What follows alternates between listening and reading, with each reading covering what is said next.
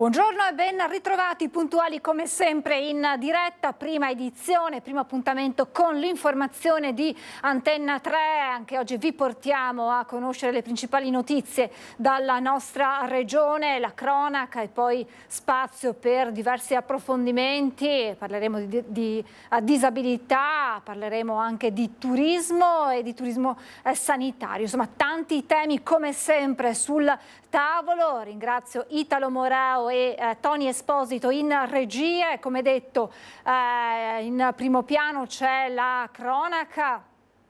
Ci sono una serie di incendi di cui darvi conto, ma è doveroso tornare a Conegliano. Ieri nei nostri telegiornali abbiamo dato ampio spazio in diretta proprio sul posto a questo vastissimo incendio che ha distrutto uno store cinese, Aomai, appunto a Conegliano, questa nube nera di fumo che era visibile a diversi chilometri di distanza. Adesso naturalmente le indagini sono in corso per chiarire le cause di questo rogo, ma la cittadinanza attende anche notizie dall'ARPAV, che ha chiaramente effettuato tutti i rilievi del caso per capire se ci sono state conseguenze dal punto di vista ambientale. Ieri il comandante della polizia locale aveva spiegato insomma che si stava valutando anche per possibili ricadute sul terreno e chiaramente sugli orti cittadini. Non c'era stata una vera e propria ordinanza, ma proprio dalle nostre telecamere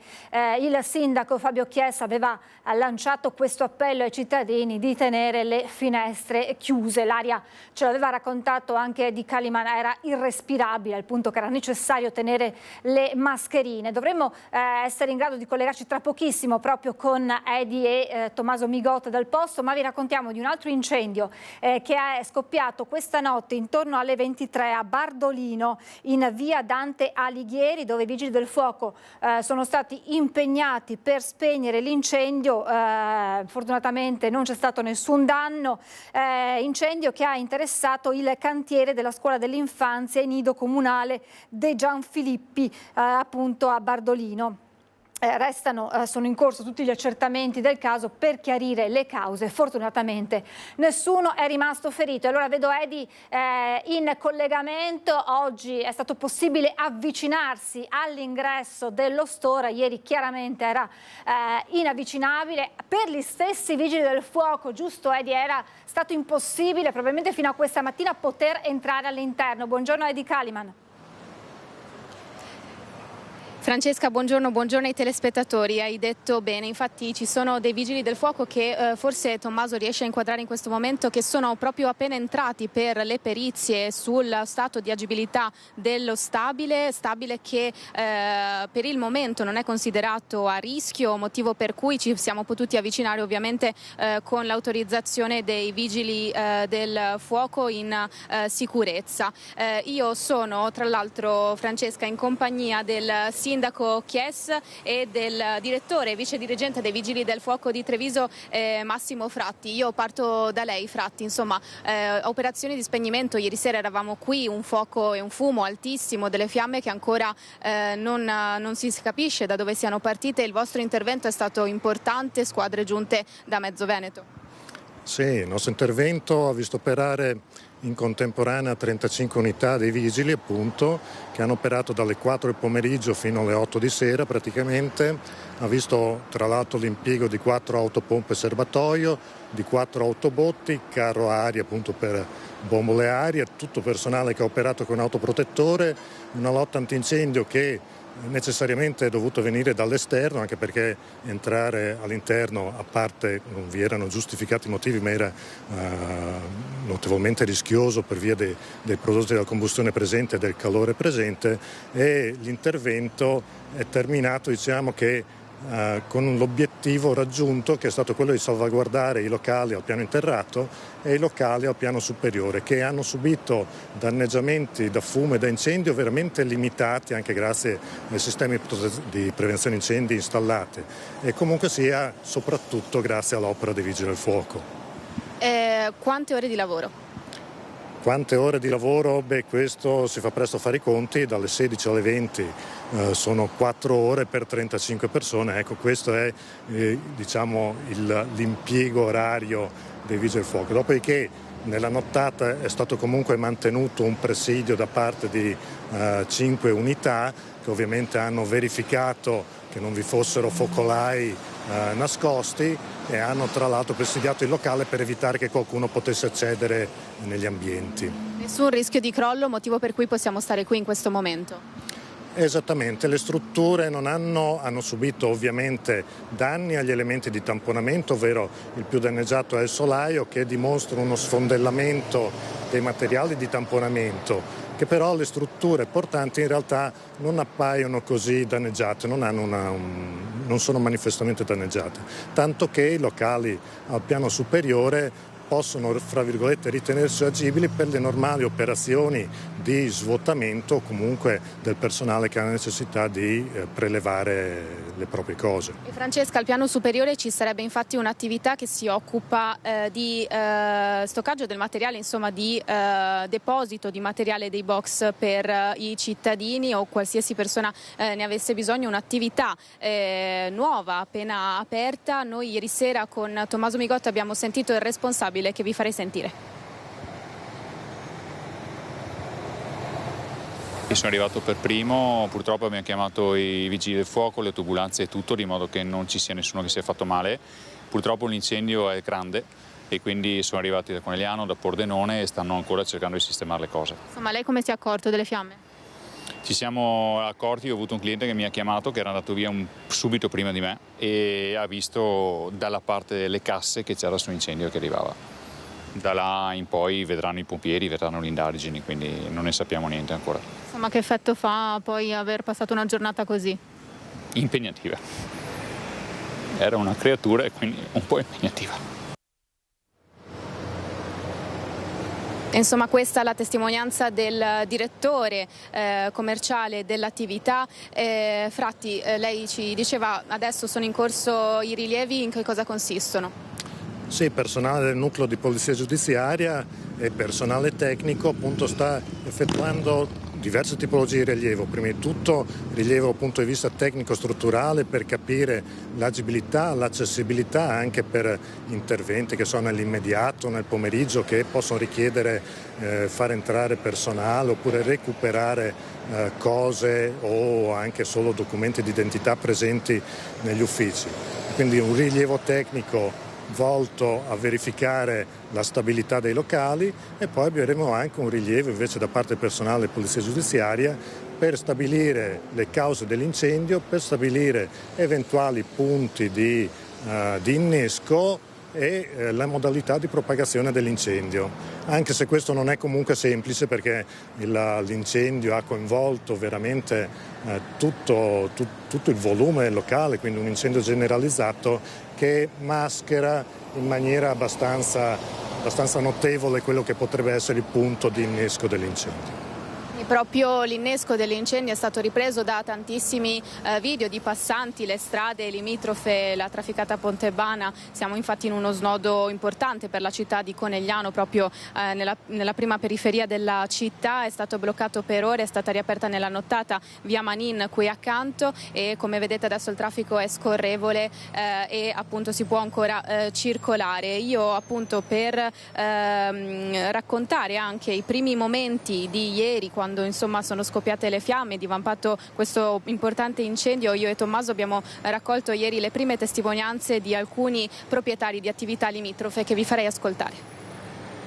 Ha cominciato a girare le immagini sui social ancora prima di accorgersi, poi appena mi hanno chiamato siamo venuti a vedere quanto poteva contaminare la periferia del locale. Mi pare che la prima chiamata alla centrale sia arrivata alle 4, però insomma è ancora in ampio divenire l'incendio. Insomma, lei è arrivato che c'erano già le fiamme? C'erano già le fiamme e c'era già tutto il traffico bloccato, perché adesso Conegliano è bloccata praticamente, nel raggio di 1 chilometro vengono deviate tutti i mezzi. E arrivare fin qua comunque insomma bisogna, oltre qua non si va, ecco sì.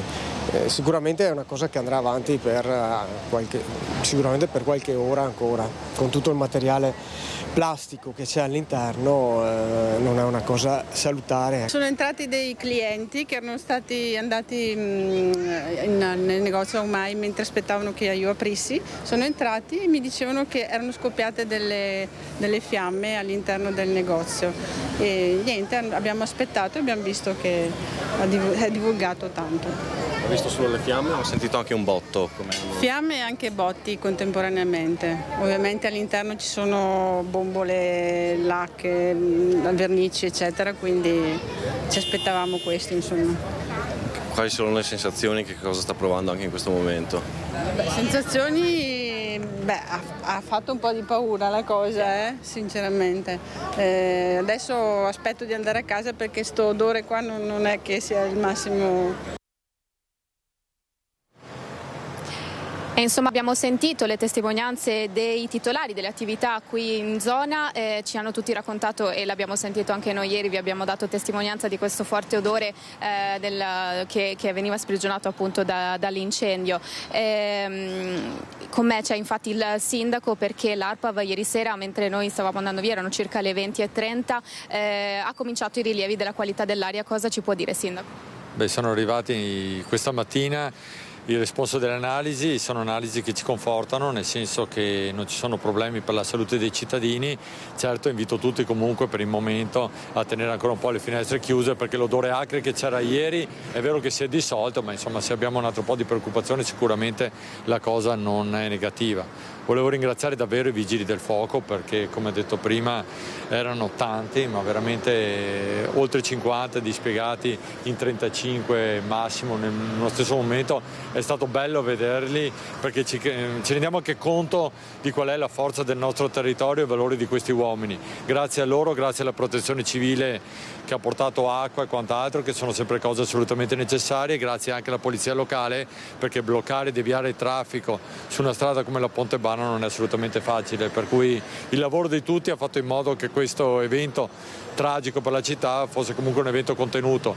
L'altra cosa che ci fa piacere è che non ci siano stati feriti gravi, che è la cosa di cui ci siamo preoccupati immediatamente. Infatti il bilancio è di 3 intossicati, giusto? Sì, il bilancio sembra di 3 intossicati non gravi, speriamo che possano tornare velocemente alla vita normale, e devo dire anche che però ieri abbiamo avuto tanta paura, siamo stati qua per ore sperando che i vigili riuscissero a domare l'incendio, ci sono riusciti, per cui veramente ancora tanti complimenti a loro perché stavano intervenendo in una situazione non facile, con molte incognite e molto pericolose.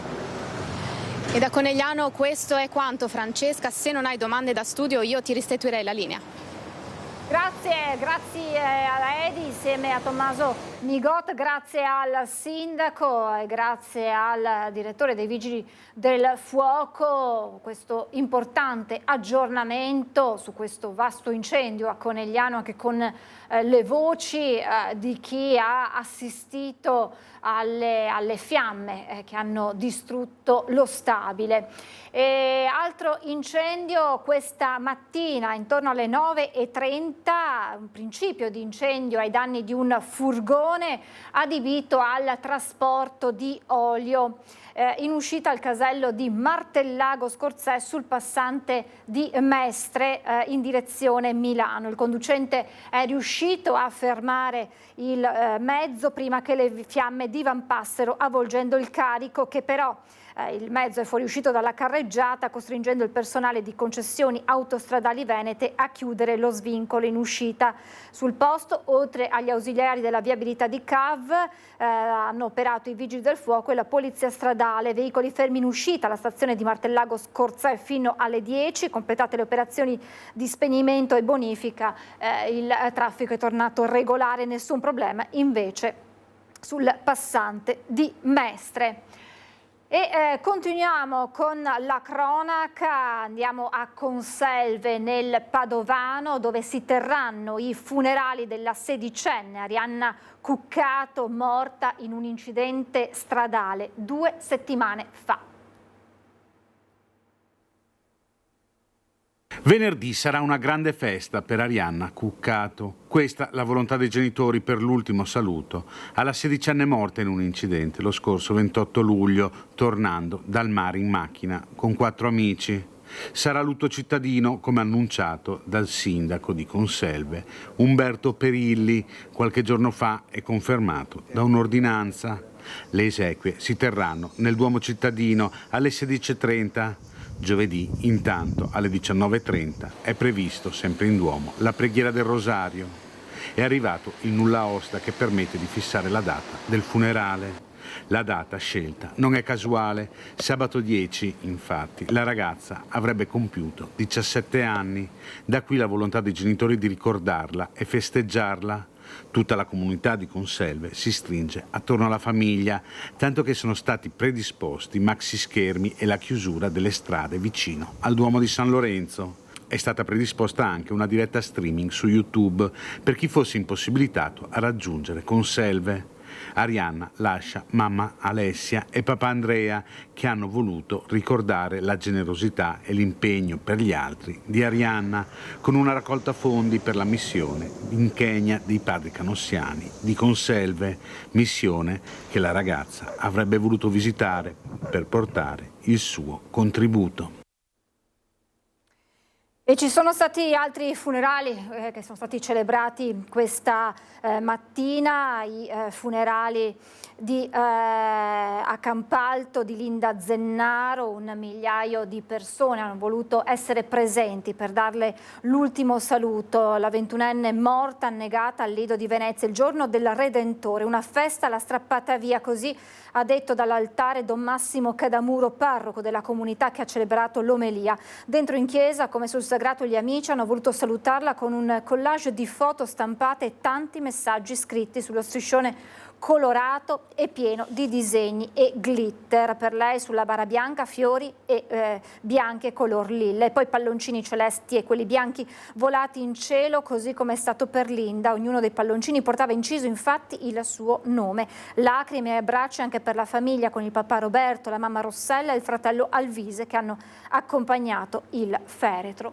prima della cremazione. Queste le immagini del commosso addio. Vedete i palloncini, che sono poi quei palloncini bianchi, eccoli qui, che sono volati in cielo, scritto il nome di Linda nel giorno dell'ultimo saluto. Comitato per l'ordine e la sicurezza riunito a Vicenza a seguito dell'escalation di furti e rapine che si è registrata nei mesi invernali, soprattutto a danno dei negozianti. Oggi un protocollo d'intesa per prevenire i reati predatori a danni degli esercenti, potenziando il sistema di sicurezza e videosorveglianza del territorio. Per noi Luisa Bertini insieme a Simone Squercina hanno sentito il prefetto di Vicenza Salvatore Caccamo. Comitato per l'ordine e la sicurezza che si è riunito qui in prefettura a Vicenza per parlare dell'escalation di furti di cui i negozi sono sempre più vittime nel mirino dei ladri. Oggi è stato firmato un importante protocollo proprio per la prevenzione dei reati predatori attraverso l'utilizzo anche di videocamere di videosorveglianza in rete con le forze dell'ordine. Il percorso nasce da un periodo proprio di inizio anno, quando proprio in centro storico a Vicenza si erano verificati alcuni episodi di furti, rapine, sia tentate che consumate. E quindi da lì la necessità di poter approntare un ulteriore strumento che va a favore non solo dei commercianti ma anche di tutta la collettività. Questo protocollo, che discende da uno sottoscritto a livello nazionale, contempla anche un disciplinare tecnico. Il disciplinare tecnico dà indicazioni su quali tipologie di apparecchiature, di telecamere e di impianti devono essere installati presso gli esercizi commerciali. Sono delle apparecchiature avveniristiche che vanno in linea con il progresso tecnologico, quindi danno la possibilità di una comunicazione proprio repentina, immediata con le sale e le centrali operative, e quindi diviene immediatamente esecutivo l'intervento delle pattuglie delle forze di polizia. E adesso adesso andiamo a Sappada per raccontarvi ancora delle frane che stanno creando non poche difficoltà, soprattutto sul fronte viabilità. Interrotti i collegamenti dalla Carnia al Comelico, sono due in particolar modo le frane che impensieriscono, e vediamo proprio alle spalle del nostro Omar Costantini che si sta lavorando per risistemare, per ripristinare la situazione. Buongiorno Omar, buongiorno al tuo ospite. Sì, buongiorno, grazie per la linea. Siamo proprio al confine tra il Veneto e il Friuli Venezia Giulia. Da una parte inizia l'Alto Friuli, dunque la Carnia, mentre di qua chiaramente la Val Comelico, perché non siamo in Cadore, giustamente qualcuno ve l'ha sottolineato. Ma al di là di questo, da mezzanotte e mezza è venuta questa frana proprio al confine tra i due compartimenti stradali e delle due regioni. Dalle 3 praticamente è iniziata l'opera di smaltimento, di pulizia della sede stradale, ma per avere tutti i dettagli abbiamo con noi il presidente di FVG Strade, al quale do il buongiorno e ben ritrovato. Allora, ci fa un po' il punto della situazione, Presidente. Sì, buongiorno. L'evento è accaduto all'incirca mezzanotte e ha interessato appunto un'arteria importante che è il collegamento tra Friuli e Veneto di nostra competenza. All'incirca 3.500 metri cubi di materiale sono franati su appunto il nostro tratto di competenza, per cui ringrazio il nostro staff perché è al lavoro già da stanotte per cercare di liberare quanto prima il passaggio e mettere in totale sicurezza il passaggio che collega appunto il Veneto e il Friuli. Questa è una delle 3 frane, diciamo dei 3 punti critici insomma franati stanotte. Contiamo di riaprire in totale sicurezza questa arteria domani. Ecco, la cosa importante da sottolineare per quanto riguarda la zona montana, dunque il collegamento anche col Cadore è raggiungibile soltanto attraverso il passo della Mauria, perché oltre a questa frana si è verificata anche un'altra frana che ostruisce il passaggio tra la Val Pesarina in direzione appunto del Comelico e del Cadore. Anche qui, Presidente, si sta lavorando celermente, no? Sì, si sta lavorando in modo celere e purtroppo diciamo che ci sono diversi detriti da rimuovere, quindi stiamo valutando le altre 2 situazioni in modo da anche lì mettere in totale sicurezza le strade prima appunto di riaprirle al passaggio. Questa è la situazione dal chilometro 39 progressivo 800 della strada regionale 355. Tutto, ripasso la linea allo studio per la prosecuzione del telegiornale. Grazie davvero Omar Costantini per averci aggiornati su questa frana, o meglio su queste 2 frane che hanno di fatto interrotto i collegamenti tra il Comelico e la Carnia. E adesso c'è un'altra frana, un violento temporale si è abbattuto nella tarda serata di ieri sempre sul Comelico, causando enormi disagi. In questo caso parliamo di una frana a Sega di Gon sulla 52 Carnica. Ha imposto la chiusura della strada per quasi 2 ore per consentire alle ruspe di liberarla dai detriti. Nella notte intervento riuscito anche in comune di Comelico Superiore, dove un'altra frana ha isolato per qualche ora Borgata Palù. Resta invece chiusa almeno per un paio di giorni la 255 tra Santo Stefano e Sappada, proprio al confine territoriale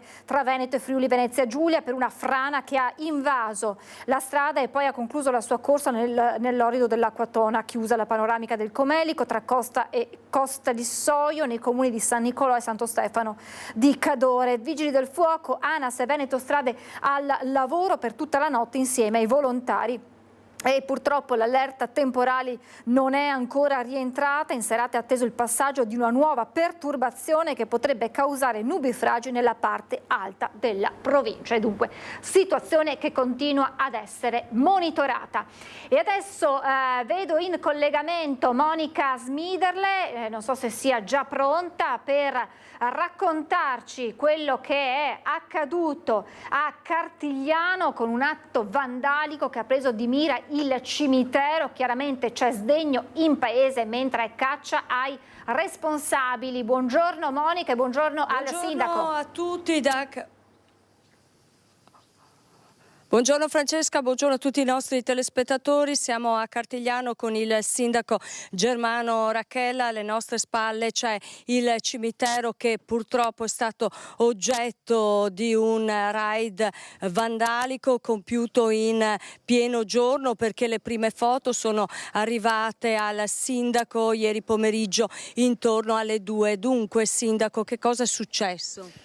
È successo che quando mi sono arrivate le foto non sapevo che dire, anche perché un gesto così infame, andarcela a prendere con chi sta riposando, i nostri cari, i nostri defunti, è una cosa inconcepibile, una cosa che non ha giustificazione.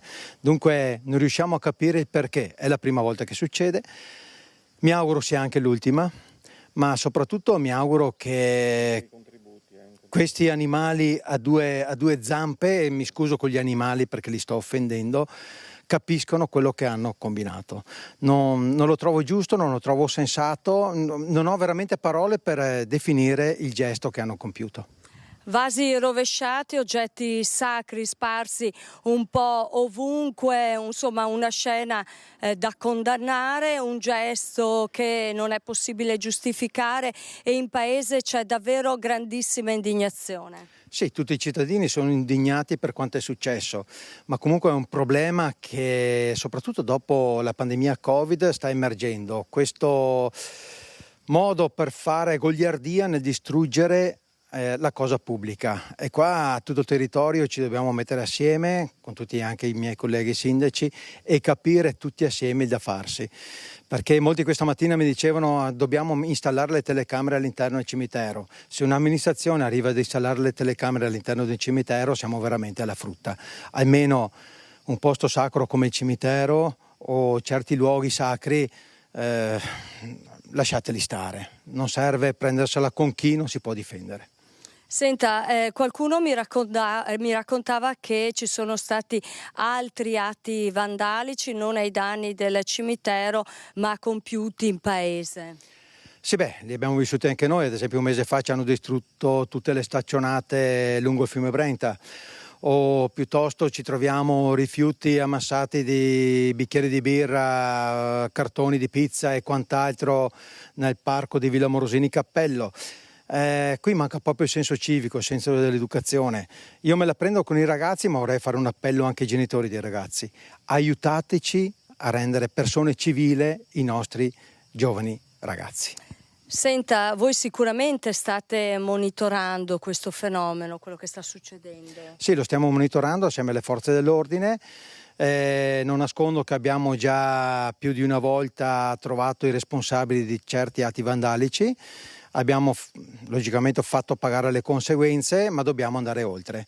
Qui c'è un problema sociale, un problema che, ripeto, tutti assieme dobbiamo risolvere, altrimenti si trasforma tutto io lo posso fare in un'anarchia generalizzata. Che soprattutto in un camposanto, scusi sindaco, non è proprio accettabile in alcun modo. No, ripeto, è un gesto infame, è un gesto che non do giustificazione, è un gesto che non trovo le parole per dire quanto schifo mi ha fatto. Insomma, con queste parole anche molto dure del sindaco di Cartigliano, noi restituiamo la linea. Francesca, ringrazio il sindaco Germano Racchella. Da Cartigliano è tutto. Buongiorno. Grazie davvero Monica, grazie al sindaco per averci raccontato di questo gesto assolutamente da condannare, perché si va a colpire un luogo come il cimitero con questi atti assolutamente inutili di vandalismo, come d'altronde lo è sempre il vandalismo. Continuiamo con la cronaca, ci spostiamo a Padova. Fermato dagli agenti della questura un pregiudicato nel suo furgone, trasportava 1 chilo di droga dal valore di oltre 70.000 euro.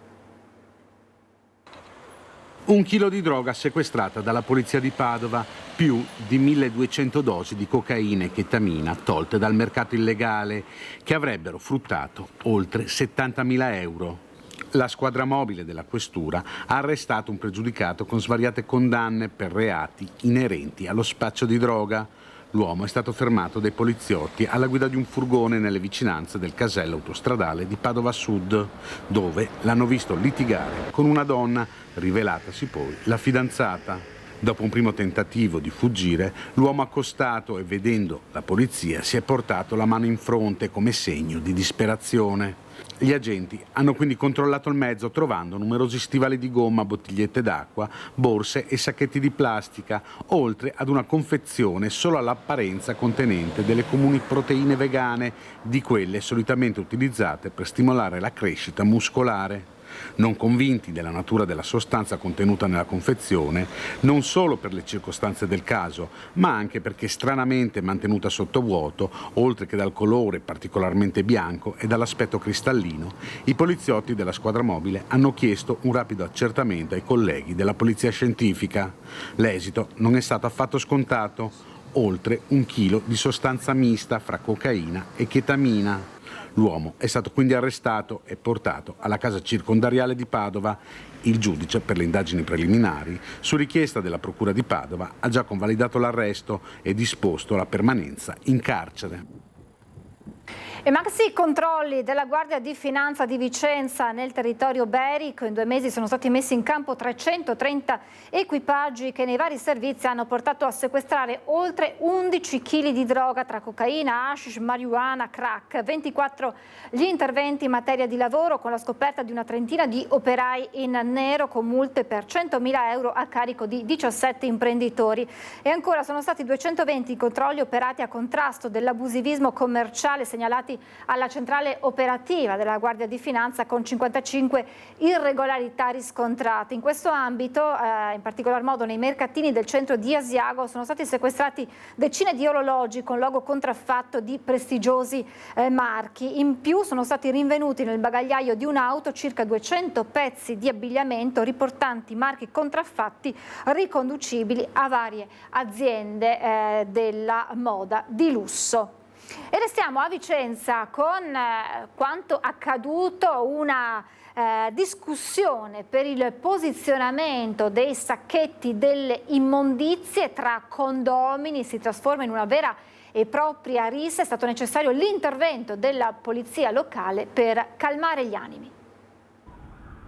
A Polegge una lite condominiale è finita in rissa con il ferimento di un condomino colpito dai vetri della porta dello stabile andato in frantumi. È accaduto ieri sera poco prima delle 22 lungo strada Marosticana per una discussione finita fuori controllo a causa del posizionamento errato di alcuni sacchetti dell'immondizia.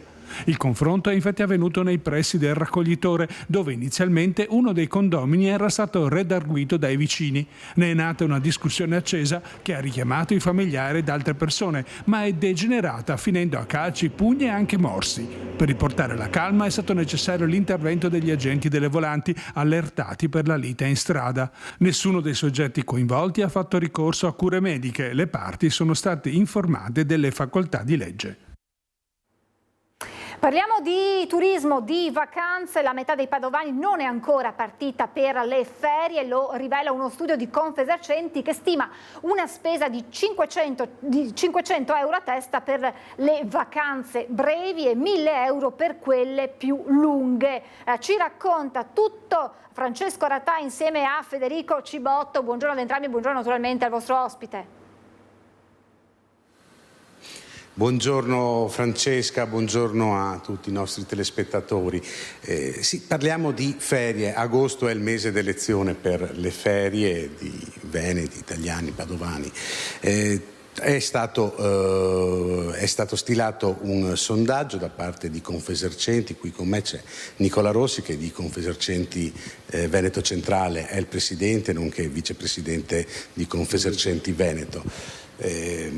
Allora sentiamo il servizio che riassume il risultato di questo sondaggio e poi commenteremo con il presidente. Voglia di ferie e vacanze e i padovani si preparano a partire. Secondo i dati rilevati dall'Osservatorio Economico Confesercenti del Veneto Centrale, in questi primi giorni di agosto la maggior parte degli intervistati padovani deve ancora andare in vacanza. Parliamo del 51,7%.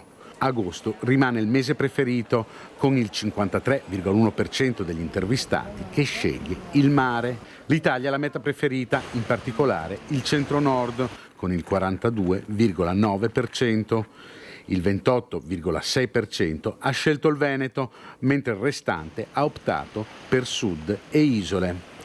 Per quanto riguarda le prenotazioni, il 57,8% del campione ha già prenotato un alloggio, mentre gli altri probabilmente sceglieranno soluzioni last minute. Padovani Tecnologici, il modo di prenotare più utilizzato è l'online, preferito dal 51% degli intervistati. Circa il 12,2% sarà ospite di amici, il 10,2% ha organizzato invece il viaggio con l'aiuto di un'agenzia. I padovani che andranno in vacanza spenderanno in media 500 euro a persona per una vacanza breve e poco meno di 1.000 euro per i viaggi più lunghi. Ecco, questi i freddi dati che abbiamo sentito nel servizio che abbiamo realizzato oggi.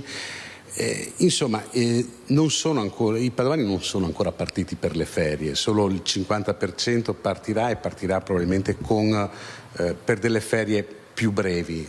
È un indice di qualcosa? Sicuramente è un indice indiscutibile. Se pensiamo che la metà di questa 50% che deve ancora partire ha prenotato, ma l'altra metà non ha ancora prenotato perché aspetta l'occasione.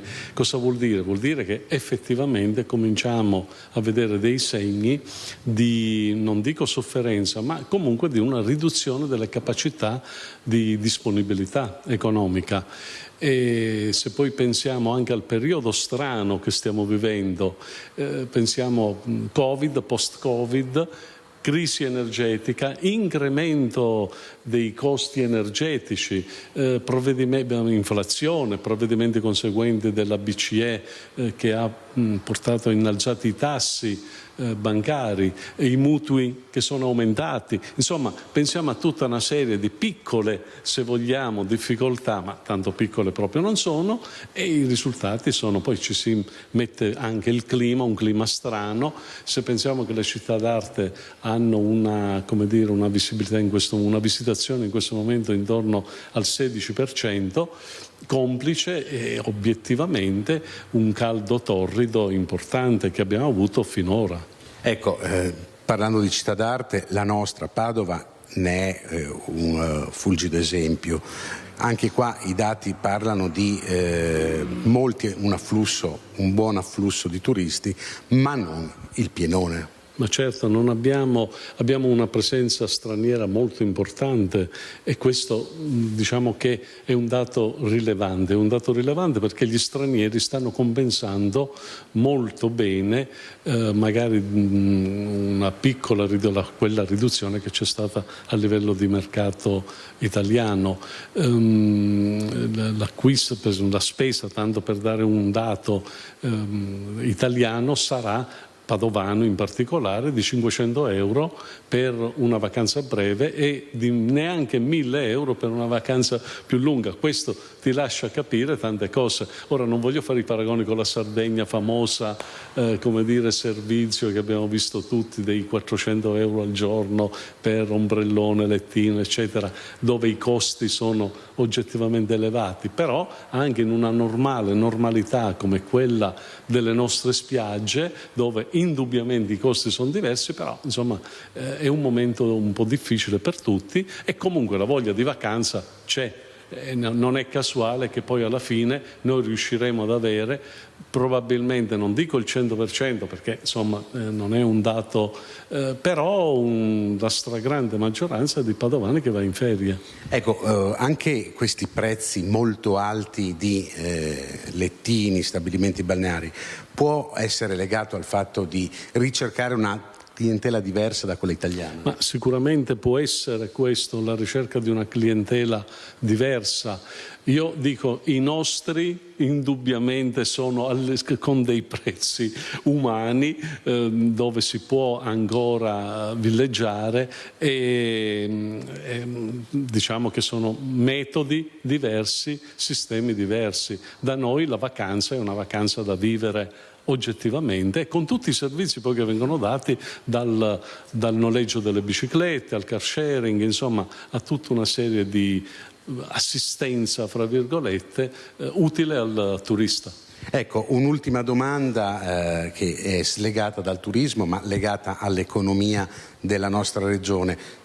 È stata presentata la volontà della regione di ritoccare l'aliquota IRAP, quella che tocca le aziende, di portarla allo 0,5%, un ritocco che porterebbe 50 milioni di euro nelle casse regionali. C'è stata un po' un'alzata di scudi da parte delle associazioni di categoria, chiedo anche a quella che lei rappresenta. Come vedete questo aumento? Ma sicuramente è un momento difficile per assorbire aumenti di tassazione. Le imprese insomma, dal Covid in poi hanno avuto dei problemi non da poco. Se pensiamo che per superare il post-Covid si sono dovute indebitare in maniera importante, e se poi pensiamo che i tassi contratti all'epoca erano di uno spread che guardava l'1% e il tasso della BCE era intorno addirittura allo 0%, oggi parliamo di tassi BCE al 4,50, quindi il costo di rientro è veramente importante, per cui diciamo è un momento difficile. Bisogna riconoscere alla Regione indubbiamente la qualità dei servizi.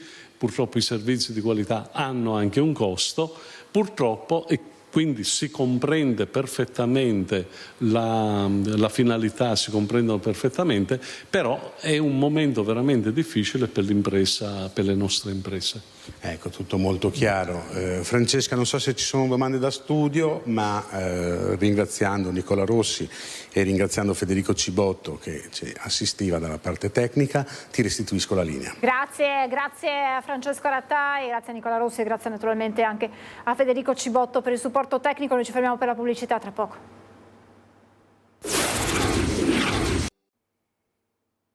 Siamo tornati in diretta e vi facciamo vedere queste immagini. Siamo a Negrisia, frazione di Ponte di Piave, siamo nella Marca Trevigiana e quello cerchiato in rosso è il lupo ormai famoso che da mesi si aggira lungo il Piave, è stato visto a Maserata, è stato visto a Spresiano e ancora a Breda di Piave, e negli ultimi giorni si sta girando lungo nell'area golenale del Piave, in territorio di Ponte di Piave. Qualche giorno fa vi avevamo raccontato di quel incontro ravvicinato tra un signore che con il suo cane stava passeggiando tra i vigneti e il lupo si è avvicinato al cane di questo signore, che poi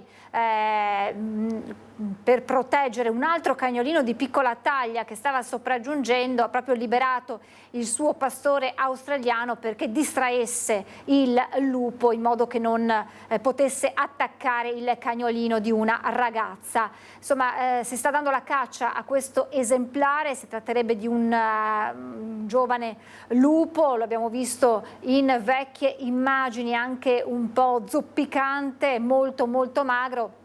Non ha timori di avvicinarsi alle persone, inizialmente impaurito, però poi insomma ormai fa parte di questi territori, chiaramente sia dai tecnici, dai veterinari, sia dalla polizia provinciale, l'invito a non avvicinarlo con cibo e a fare in modo che non socializzi con i nostri animali di compagnia, ma anzi cercare di allontanarlo sperando che possa tornare nel suo habitat naturale. E restiamo nella Marca Trevigiana per la vicenda delle canne d'organo rubate nella chiesa di San Trovaso di Preganziol. Ebbene, sono state ritrovate dietro all'altare della chiesa di Santa Maria Assunta a Mogliano, e un furto che è ancora avvolto nel mistero. Sono da identificare i responsabili di questo furto, ma rimangono ancora molti aspetti da chiarire, soprattutto del perché le canne siano state restituite e lasciate proprio dietro all'altare della chiesa principale di Mogliano. E finalmente nella pienezza dell'organo, del suo suono, è veramente buono. Don Daniele sorride, l'antico organo ottocentesco della chiesa vecchia di San Trovaso potrà tornare a suonare come ha sempre fatto. Il ritrovamento delle canne rubate una settimana fa è il lieto fine in una vicenda che aveva creato inquietudine nella piccola frazione di Preganziol. Ma il colpo dello scorso martedì e gli atti di vandalismo delle settimane precedenti lasciano comunque preoccupazione, al punto che il parroco aveva affisso dei cartelli per avvertire i fedeli che le due chiese, solitamente sempre aperte, sarebbero state accessibili solamente in occasione delle funzioni religiose, una decisione che Don Daniele pensa però di rivedere. Sto un po' cambiando idea, nel senso che le chiese non possono rimanere chiuse, bisogna trovare un sistema a tempo in cui vengono aperte e sono chiuse, insomma. Sì, come più o meno per i cimiteri, diciamo così. Don Bortoletto raccoglie così l'appello lanciato nei nostri telegiornali dal direttore dell'Ufficio Beni Culturali e Arte Sacra della Diocesi. Spero che questi furti non creino psicosi tra i parroci, aveva detto Don Paolo Barbisan, invitando a non chiudere le chiese ma piuttosto ad implementare i sistemi di videosorveglianza, progetto che Don Daniele assicura di voler attuare quanto prima. Quello là rimane in piedi, bisogna per forza metterlo. Telecamere che dovranno proteggere gli altri tesori custoditi all'interno della chiesa vecchia di San Trovaso, opere che si pensa adesso di salvaguardare, come l'antico tabernacolo del Marchiori, che potrebbe essere messo al sicuro in un deposito e sostituito da una riproduzione fotografica. Abbiamo parlato prima di ferie e vacanze con Francesco Ratai, ma c'è un mondo, quello del turismo in Subuglio, il contratto collettivo proprio del comparto è scaduto da 6 anni, i lavoratori sono in agitazione, proclamate azioni di sciopero anche in Veneto. Ci spiega tutto Filippo Fois insieme ai suoi ospiti. Buongiorno Filippo. Sì, buongiorno, prendiamo la linea dalla sede della CISL di Mestre, il settore del turismo, non tutto, diciamo oggi ci occupiamo di quella che è la vicenda che coinvolge circa 10.000 operatori del turismo nella nostra regione, all'incirca il 10% sono quelli che lavorano in strutture che hanno come controparte Confindustria. Si tratta generalmente di alberghi molto di lusso, tra l'altro in cui si pagano delle belle cifre, ed è l'unico caso in cui non è stato rinnovato il contratto nazionale di lavoro che è fermo dal 2016. Io chiederei subito a Cecilia De Panzi, che è segretaria generale della Filcams CGIL del Veneto, perché si sono arenate queste trattative con la Confindustria? Sono arenate addirittura nella contrattazione della parte normativa e chiedono di peggiorare le condizioni dei lavoratori, tenendo presente che questo è l'unico settore dove gli stagionali incidono in modo minore, perché essendo grandi catene non c'è stagionalità, o perlomeno serve solo per gestire i picchi di attività, perciò si assume in più rispetto a una media annuale. Perciò è inaccettabile pensare di peggiorare le condizioni di apprendistato o cercare di peggiorare le condizioni rispetto a degli stage, parte normativa. Non si è neanche entrati a parlare della parte economica, e ricordo che comunque tutti gli altri contratti del turismo si sono siglati all'inizio di quest'estate, perciò io la vedo anche con una grande concorrenza sleale da parte di questa associazione che rappresenta, lo dico ancora una volta, le grandi catene alberghiere. La concorrenza sleale perché hanno meno spese di personale, in questo senso, perché quest'estate continuano a pagare meno, non ci sono adeguamenti salariali, e diciamo poi anche il fatto che per certi versi paradossale che si tratta di alberghi estremamente di lusso. Lo chiedo a Luigino Boscaro della Wiltux Veneto, che addirittura prevedono delle tariffe da 1.200 euro a notte. Sì, sono quegli alberghi che hanno più stelle dell'albero di Natale, diciamo, e dove ci vanno insomma le persone importanti, i cosiddetti VIP, no? Ma anche non solamente i VIP, ci sono anche insomma persone normali che nella vita fanno dei lavori che vengono ben retribuiti, cosa che non succede per i dipendenti di questo settore, che sono condannati da 6 anni ad avere la stessa retribuzione e sono stati massacrati dall'inflazione e da quello che sappiamo, insomma, ecco. Ecco, Giovanni Battista Comiati della CISL, in cosa consiste la mobilitazione che metterete in atto nelle prossime settimane? Allora, la nostra manifestazione è la declinazione regionale di una ampia mobilitazione nazionale. Per noi l'organizzazione è quella di strutturare un pacchetto di 8 ore che verranno organizzate nelle peculiarità di ogni territorio, e tutta questa mobilitazione porterà le nostre federazioni a una mobilitazione particolare e straordinaria al Lido di Venezia il 7 di settembre di quest'anno. Peraltro, quindi con la massima visibilità che può garantire questa grossa manifestazione, e col fatto anche, prima parlavamo di alberghi dei VIP, diversi di questi operatori turistici con i quali non si è ancora raggiunto l'accordo sono proprio lì al Lido. La giusta visibilità, perché è giusto che si sappia, insomma, non solo per i VIP, ma per la totalità delle persone, che all'interno di queste strutture i lavoratori e le lavoratrici non hanno il contratto rinnovato da 6 anni, quindi una situazione assolutamente inaccettabile. Grazie. Per quanto riguarda poi il turismo, ricordiamo c'è un'altra protesta che si svolgerà venerdì, non c'entra niente con quello di cui abbiamo parlato adesso, è una protesta che è stata indetta dalla federazione e dai sindacati dei balneari, si è stata ribattezzata Ombrelloni Chiusi e sarà venerdì per altri motivi. Comunque, insomma, come abbiamo detto, il turismo è un settore florido della nostra economia, ma non mancano i problemi, soprattutto a volte per chi ci lavora. E restituirei la linea allo studio. Grazie davvero a Filippo Feist, grazie ai suoi ospiti che hanno raccontato quelle che sono le difficoltà di un comparto che insomma presenta alcuni ostacoli, che si trova ad affrontare alcuni ostacoli, tra cui proprio il rinnovo del contratto, una mobilitazione che prende vita in un momento caldissimo come quello estivo, caldissimo non solo dal punto di vista meteorologico. Adesso cambiamo argomento e parliamo di persone con disabilità e parliamo di 2 giornate a loro dedicate, perché arriva a settembre il primo Disability Pride regionale proprio in Veneto. Buongiorno e grazie alla Presidente dell'Associazione Muoversi in Libertà, Claudia Frizzarin. Ben trovata, grazie per essere con noi. Buongiorno e grazie per l'invito. Allora, io partirei subito dal chiederle, questo Disability Pride nasce da dove e perché c'è il bisogno di fare 2 giornate per ribadire che le persone con disabilità hanno bisogno di essere al centro anche della politica e dell'attenzione delle istituzioni? Allora, il Disability Pride Network è un network nazionale che nasce prima in Sicilia, poi a Roma dal 2015 con il primo evento che si chiamava Handy Pride e poi si è evoluto nel Disability Pride Network, e appunto è una rete formale che coinvolge tutto il territorio nazionale e viene fatto nelle più grandi città, quindi Milano, Genova, Bologna, e per la prima volta lo facciamo a livello regionale. Il perché abbiamo deciso di portarlo anche qui è perché il tema della disabilità e delle persone con disabilità deve essere affrontato a più livelli, quindi non solo a livello, vogliamo un po' cambiare la cultura del mondo della disabilità, della visione, quindi passare da una visione solo assistenzialistica a mettere al centro la persona con disabilità.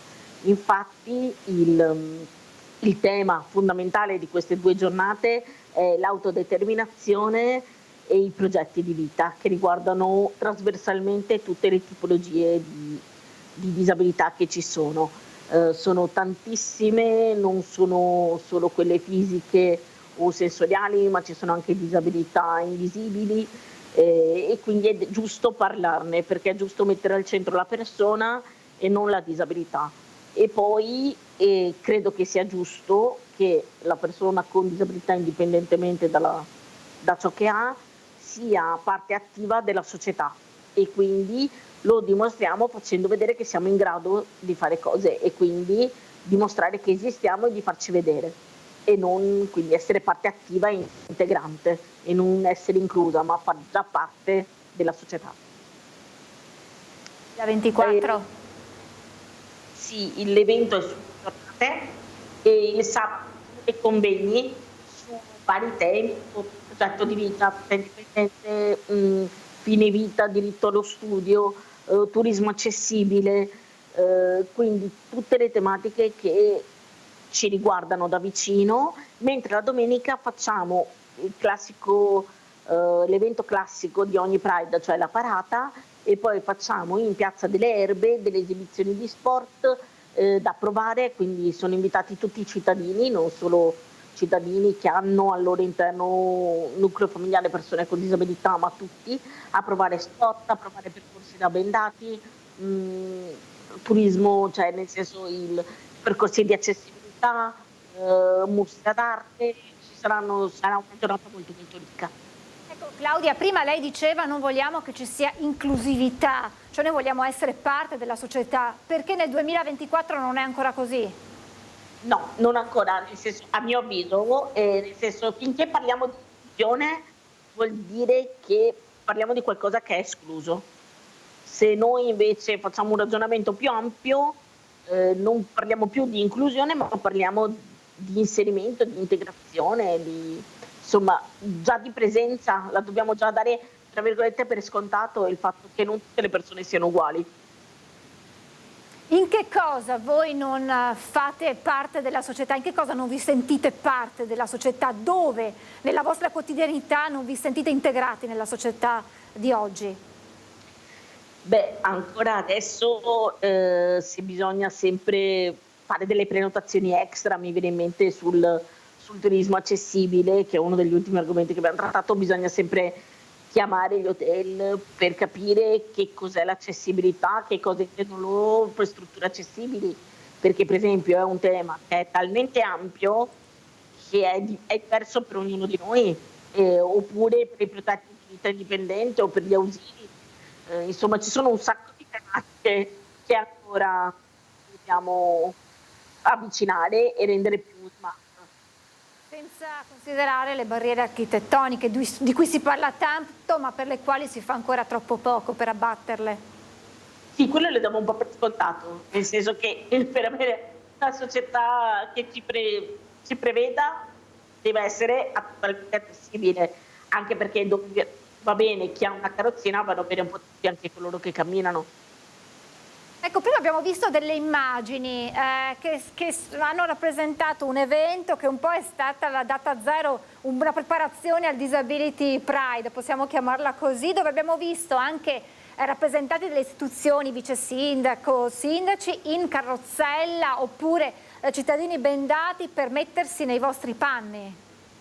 Sì, abbiamo organizzato una passeggiata inclusiva con alcune delle associazioni che adesso fanno parte del Disability Pride Veneto. L'abbiamo fatto sempre a Padova e abbiamo chiesto alle istituzioni e ad alcuni cittadini di provare a fare degli spostamenti sia in carrozzina da bendati per vedere cosa provano e cosa hanno provato in una piccola parte della nostra quotidianità. Che cosa vi hanno detto alla fine?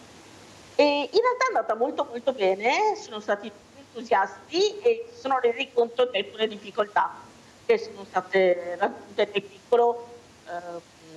Il fatto di non vedere dove andare gli dava un po' la sensazione di insicurezza e quindi anche fare i gradini, perché poi abbiamo fatto anche i gradini da piedati, li hanno destabilizzati. Succederà un po' così anche nelle 2 giornate della Disability Pride a settembre. Sarà chi è per le persone normodotate, ci sarà questa possibilità di entrare nella vostra quotidianità? Assolutamente, anzi li invitiamo tutti, cioè, il nostro scopo è proprio questo, di non fare un evento solo per persone con disabilità o tutte le persone che ruotano attorno alla disabilità, ma a tutti i cittadini, quindi turista piuttosto che cittadino che transita per il centro, è aperto a tutti e a tutte. Proprio la voglia è questa di creare un momento insieme, anzi se vi invito proprio quello di essere presenti sia il 14 che il 15 e se è possibile magari seguiteci nella nostra pagina Instagram e Facebook Disability Pride Veneto e all'interno di Instagram potete anche il link se avete voglia di aiutarci per il abbiamo delle attività, se avete voglia di sostenerci, trovate lì tutte le informazioni. Ecco, abbiamo qualche problema nel collegamento, è un po' disturbato l'audio, ma io le farei un'ultima domanda per Claudia, per chiederle, insomma, l'appuntamento è il fine settimana del 14-15 settembre a Padova. Lei ci ha detto ci saranno tanti eventi, tanti appuntamenti, ma il vostro obiettivo è quello nei prossimi anni di creare un evento itinerante che tocchi il più possibile tutto il Veneto. Assolutamente sì, l'idea è stata di partire da Padova perché è la città in cui vivo e in cui sono cresciuta, e quindi è un po' la data zero, e l'idea poi è di farlo diventare itinerante, quindi che tocchi tutte le province del territorio. Ecco, ricordiamolo perché prima si era sentito un po' male. Che cosa accadrà il 14 e il 15 settembre? Cioè che cosa devono aspettarsi le persone che parteciperanno a questo appuntamento a Padova, e ci sono delle location nelle quali sarà possibile trovarvi? Allora, sabato 14 all'interno del Palazzo Bo in Aula Nievo ci saranno i convegni in cui parleremo di turismo accessibile, stereotipi TV, progetto vita indipendente e molti altri argomenti, mentre domenica 15 partiremo da Piazza Garibaldi e arriveremo con la parata fino a Piazza delle Erbe. Lì ci saranno dei laboratori di accessibilità sensoriale e motoria, degli sport, mostre d'arte e momenti culturali, quindi una giornata di festa da passare tutti insieme. Lanciamo un appello ai padovani, ma non solo, che il 14 e 15 settembre saranno in zona. Sì, venite, sarà molto molto bello, sarà divertente perché ci stiamo impegnando tanto per creare una giornata dinamica e che sia per tutti. Quindi se avete voglia di sperimentare qualcosa di nuovo, noi siamo lì, vi aspettiamo. Quale deve essere la parola d'ordine per le persone con disabilità, che deve essere proprio al centro dell'attenzione delle istituzioni, di chi prende le decisioni? Autodeterminazione, nel senso, questa parola, la possibilità di essere liberi di scegliere, di vivere la propria vita il meglio che si può, e quindi possibilità di autodeterminarsi senza dover dipendere necessariamente da qualcuno, da scelte altrui. Claudia, grazie infinite, grazie davvero per averci raccontato di questo evento, ma anche per averci spiegato quelle che sono le barriere non solo architettoniche purtroppo che esistono ancora nel 2024 per le persone con disabilità. Grazie davvero a Claudia Frizzarin, presidente dell'associazione Muoversi in Libertà. L'appuntamento è il 14-15 settembre a Padova e noi torneremo dopo questo evento a raccontare com'è andato, a fare un bilancio di questo appuntamento. Sarò molto contenta, grazie a voi. Lo segni già in agenda, grazie Claudia, in bocca al lupo per questo evento, e noi ci fermiamo adesso per qualche istante di pubblicità e poi torniamo nuovamente in diretta, tra poco.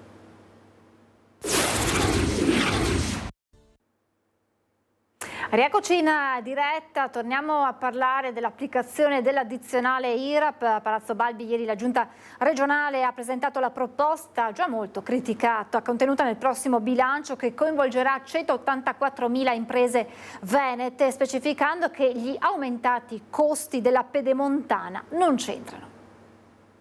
L'idea è di applicare, rispetto ai 184.249 attività produttive, un addizionale per 146.694 di queste allo 0,10 e alle restanti 37.555 lo 0,50. Per un gettito complessivo che dovrebbe aggirarsi sui 45-50 milioni di euro. Ha sintetizzato così l'assessore regionale al bilancio Francesco Calzavara l'ipotesi di applicazione dell'addizionale IRAP contenuta nel bilancio che sarà presentato la prossima settimana e che, oltre all'aperta contrarietà delle categorie economiche, ha provocato anche l'ennesimo strappo tra Lega e Forza Italia. Eppure l'impatto effettivo sarà contenuto, spiega Calzavara: 14 euro l'anno in più per un bar, 30 per un mini market. A una piccola e media impresa con 1 milione di fatturato l'aumento sarà di 88 euro. A una piccola e media impresa con un fatturato di 5 milioni di euro 438 euro. Questa è un po' annuali. Lo sforzo per compensare minori entrate e incamerare nuove risorse viene chiesto alle imprese, non ai cittadini. Non sarà introdotta alcuna addizionale IRPEF. Riteniamo che sia un contributo assolutamente sostenibile, che non va a mettere in difficoltà le aziende che magari stanno vivendo anche momenti difficili in questo periodo, ma che vede la Regione avere bisogno di risorse per riuscire a chiudere questo ulteriore bilancio, l'ultimo dell'era Zaia, 15 anni senza addizionale IRPEF, che ha fatto sì che il Veneto è la regione con la più bassa incidenza pro capite fiscale. 7 euro pro capite, quando in Lombardia sono 55, in Emilia-Romagna 99, in Lazio addirittura 300. Nelle tasche dei veneti sono così rimasti 17 miliardi. Numeri che da soli per Calzavara bastano a respingere l'attacco del coordinatore regionale azzurro Flavio Tosi, che ha puntato il dito contro il contratto capestro per la pedemontana veneta. Dispiace vedere figure anche di primo piano che rilasciano dichiarazioni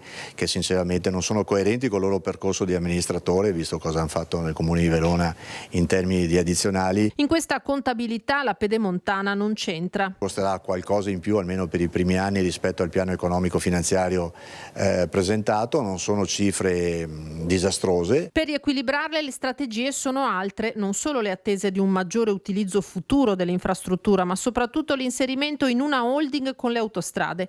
Attraverso il maggiore gettito fiscale andranno invece finanziate partite definite importanti, tra cui le elezioni del 2025, le ATER e 2 opere stradali attese dal territorio, la Bretella, la strada del Santo e quella di Cortellazzo.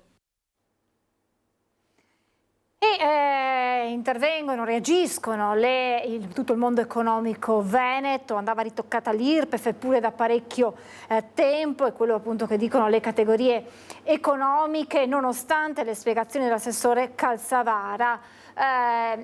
Settore economico che giudica iniqua la previsione di aumento dell'addizionale IRAP annunciato dalla Regione, perché va a colpire un unico settore che è già in difficoltà. Avrei ritoccato l'IRPEF, avrei ritoccato.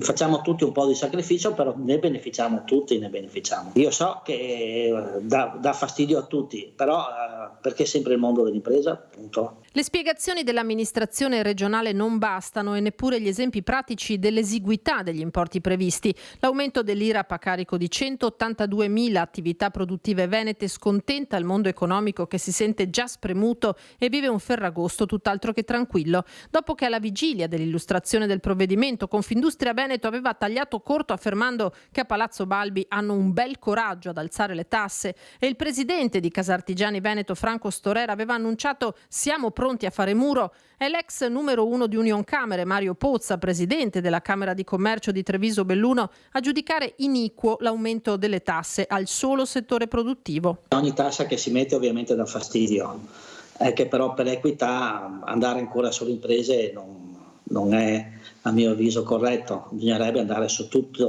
la popolazione veneta, ad esempio in questo caso con l'IRPEF, magari salvaguardando i redditi più bassi ovviamente, e qualcosa più li può dare il reddito più alto, perché chi ne beneficerà sarà tutta la regione.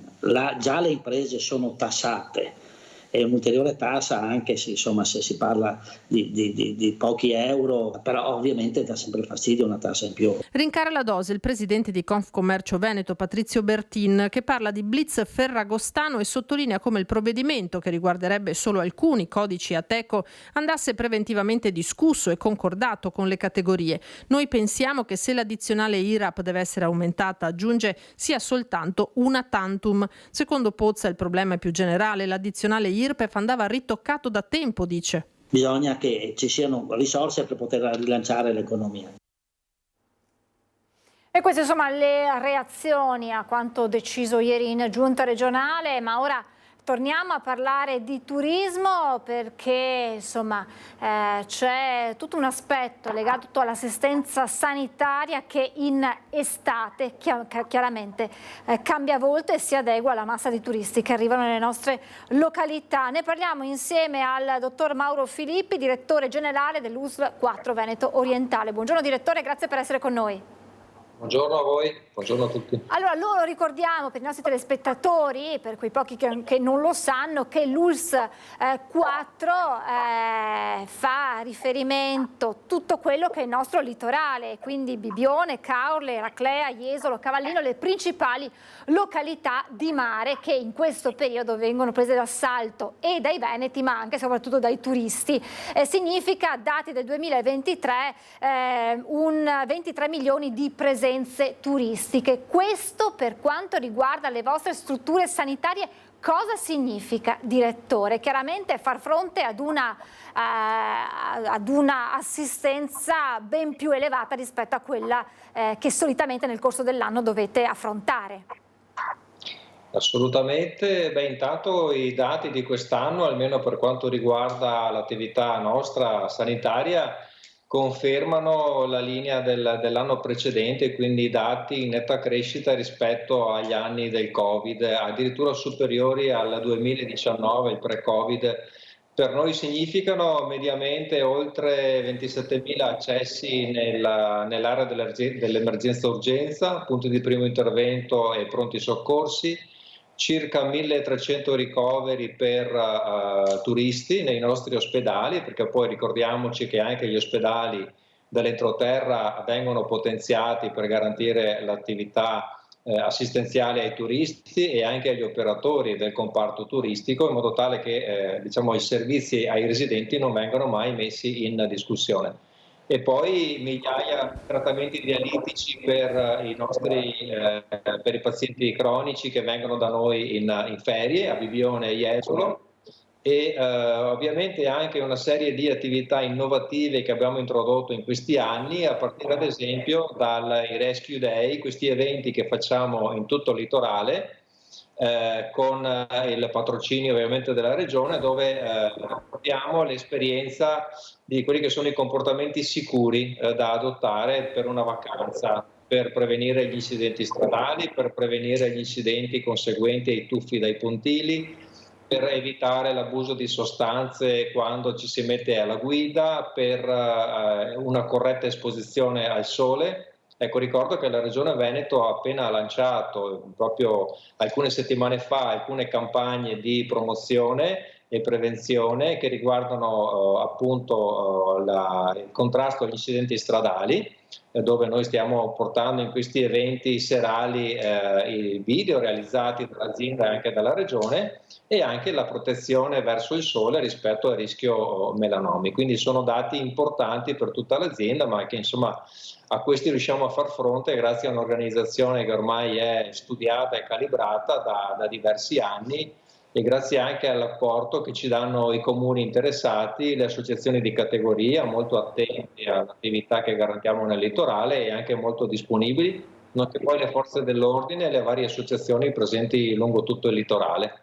Direttore, a fronte di questi numeri così importanti è necessaria una riorganizzazione anche all'interno delle strutture ospedaliere per accogliere questi pazienti che si vanno ad aggiungere chiaramente poi a quella che è la quotidianità, e quindi i pazienti ordinari che arrivano poi che sono residenti nelle località dell'ULSS 4. Esattamente. Se da un lato notiamo ad esempio un calo dei ricoveri per i residenti, che è fisiologico durante l'estate, dall'altro lato questo calo è ampiamente compensato dai ricoveri che abbiamo per i turisti che frequentano questo territorio. Per questa ragione il potenziamento che noi facciamo ormai non è più solo limitato alle località turistiche, ma riguarda anche tutte le strutture dell'entroterra, gli ospedali, ma anche il Dipartimento di Prevenzione, anche l'assistenza domiciliare, perché abbiamo diversi turisti che arrivano qui e continuano l'assistenza domiciliare, quindi quando parliamo di ospedali parliamo sia dell'area di ricovero, soprattutto chirurgica, le sale operatorie, i servizi di diagnosi e cura, la radiologia, il laboratorio, e chiaramente tutta l'area dell'emergenza, che è quella che viene coinvolta prevalentemente, perché poi la maggior parte, per fortuna, degli accessi si risolve con un accesso di pronto soccorso che non richiede ricovero. Però, come dicevo prima, registriamo ogni anno oltre 1.000 ricoveri per turisti o non residenti in generale che sono presenti in questo territorio. Peraltro un fenomeno che si sta via via allargando anche oltre il periodo estivo, perché notiamo che anche dato dal fatto che molti sono proprietari di seconde case nel litorale, questa presenza di persone non residenti è costante anche negli altri mesi. Chiaramente durante l'estate è un dato estremamente rilevante, ma però non è da sottovalutare anche la presenza di turisti nel fuoristagione, le vacanze di Pasqua, di Natale, particolari festività che ricorrono durante l'anno. Anche perché noi abbiamo parlato spesso, direttore, della volontà di fare in modo che il turismo a Jesolo, soprattutto a Jesolo, sia esteso nei 365 giorni all'anno e quindi che non sia concentrato esclusivamente nel periodo estivo, ma che possa attraverso eventi, manifestazioni attrarre turisti durante tutti i 12 mesi dell'anno, e questo chiaramente comporterà anche da parte vostra una riprogrammazione della vostra attività normale da qui ai prossimi anni. Certo, allora da un lato c'è una estensione quasi fisiologica della presenza di questi turisti durante il periodo non estivo, dato anche dalla organizzazione da parte dei comuni di fiere, di eventi, di concerti, manifestazioni, mostre. Dall'altro lato ci sono eventi particolari, puntuali. Faccio un esempio: le frecce tricolori che sono state sia a Jesolo che a Caorle, piuttosto che i concerti, penso a Vasco Rossi, a Bibione. Ecco, sono tutti eventi che ci vedono lavorare con i comuni e con gli organizzatori di questi eventi anche per definire in maniera puntuale il potenziamento dei nostri servizi e mettere in sicurezza, diciamo, il territorio e le persone che sono presenti.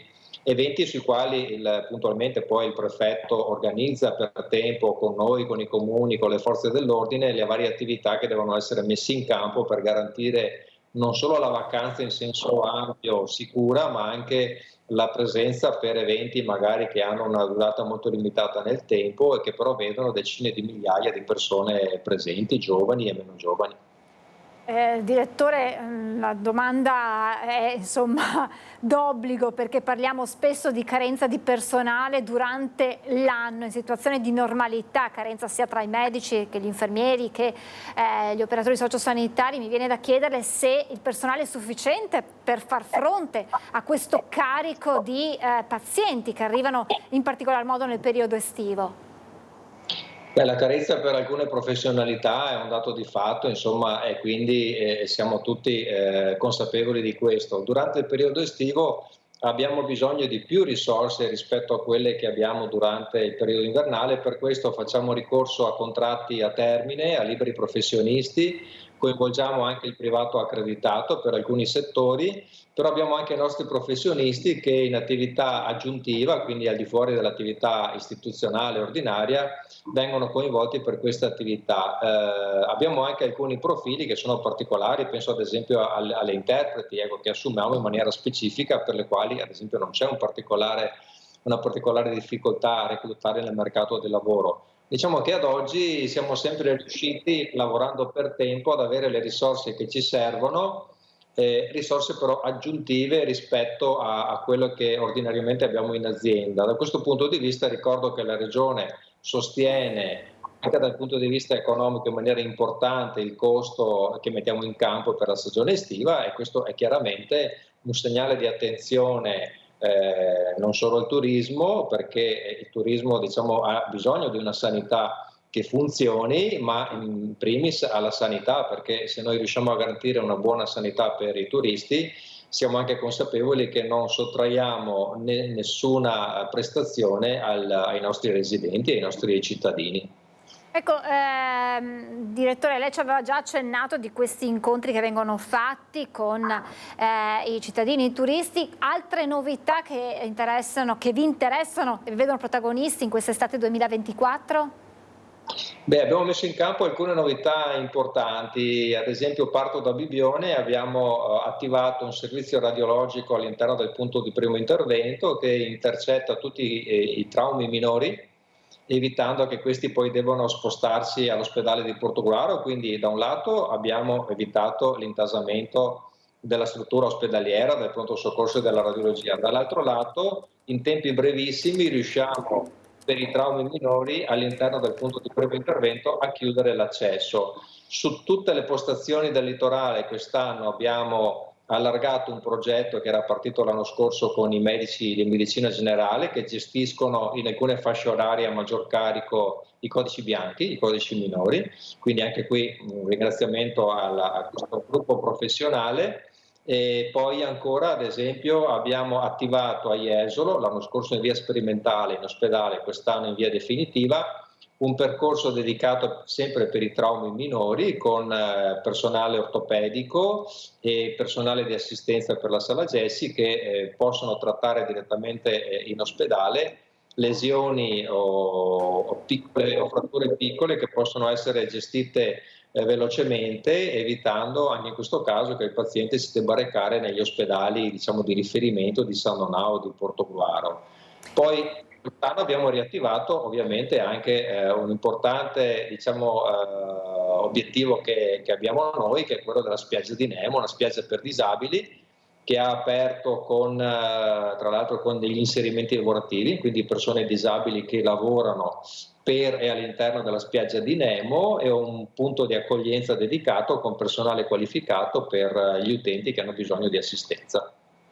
Direttore, io la ringrazio davvero tanto per averci raccontato come cambia anche per voi durante l'estate il lavoro quotidiano, ma insomma abbiamo capito che tutto sta lavorando al massimo per dare quell'assistenza sanitaria che contraddistingue il Veneto durante l'anno e che si fa protagonista anche in questo periodo estivo, laddove qualche turista dovesse averne bisogno. Grazie davvero al direttore generale dell'USL 4 Veneto Orientale Mauro Filippi, e naturalmente buon lavoro, è un augurio che si fa ancora più importante in questo periodo dell'anno. Buon lavoro a lei e a tutti gli operatori che stanno lavorando. Grazie davvero direttore, a presto. Grazie, buona giornata.